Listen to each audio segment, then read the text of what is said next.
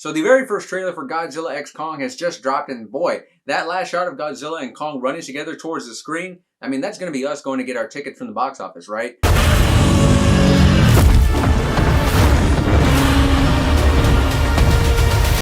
Man, let's just hop right into it. Let's not waste any time. Starting with that shot, man, does that not feel like it's pulling from a comic book movie or from a comic book strip, right? Where it feels like almost like you're watching the Avengers rushing down the screen to fight Thanos or something. That looks like what's happening here with Godzilla and Kong. And I love it, man. I know that some people really prefer Godzilla and Kong to have more serious tones to them, but me personally, I think with, you have gigantic kaijus and gigantic titans on screen. I think the way to do it is just make these big blockbuster popcorn films, and that's exactly what I'm expecting to get out of this movie. Is that it looks like they're totally amping up the craziness and the zaniness and the insanity of it all, and the madness and the kaijus and the Scar King, the villain of this film, and they're just it's bigger, badder, better. That's the approach that they're going for here, and I gotta say, for me, I think tonally it works for what they're going for here. And as long as they nail that, and as long as they stick to that tone and nail it, hey, I'm going to have a good time. But there's so many things to talk about in this trailer aside from that shot, so let's hop right into it right now.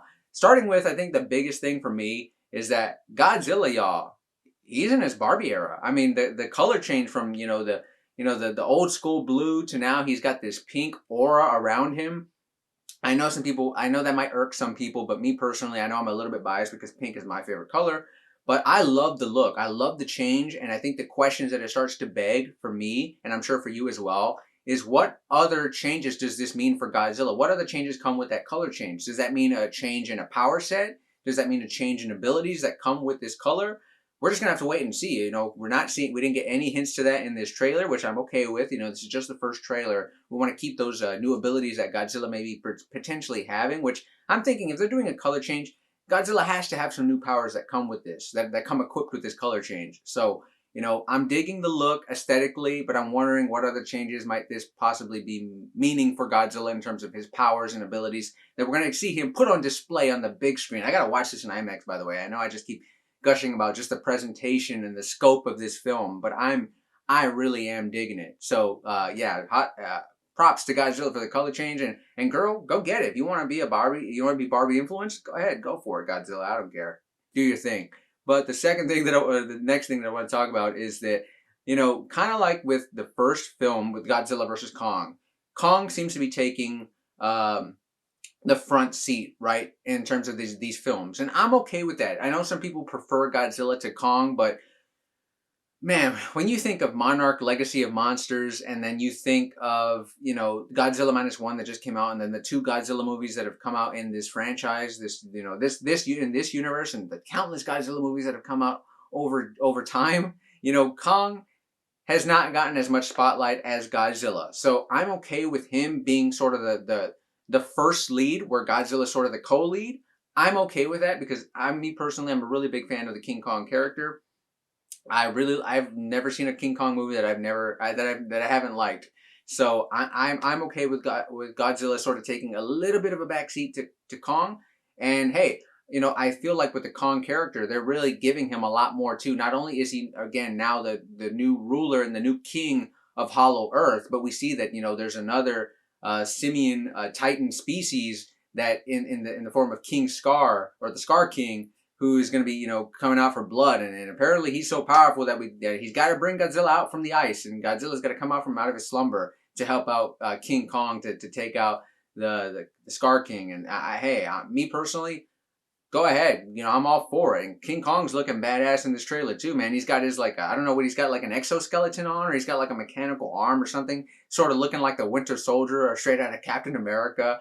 I'm all for it, man. Again, I think that what they're going for in terms of the tone of this film, I'm really digging it. I mean, it's just, why not just get crazier with it? I mean, when you just really sit back and think about it, we're watching Titans and Kaijus on screen going at each other. That's kind of what we've always wanted, right? I mean, people always complain about the human characters taking up too much time from these movies, and certainly Godzilla -1 proves that when it's done right, it can be really meaningful in terms of the human story inside of these kaiju movies. But you know, this version of the MonsterVerse with WB and I'm blanking on the other. I'm blanking on the studio right now, but their version of this MonsterVerse, the human characters have not been the strong point of these films. You know, Brian Tyree Henry's character is returning. The little girl from Godzilla vs Kong is also returning. She was a nice character. Brian Tyree Henry's entertaining, but those are not the reasons we come to see these movies. In terms of this version of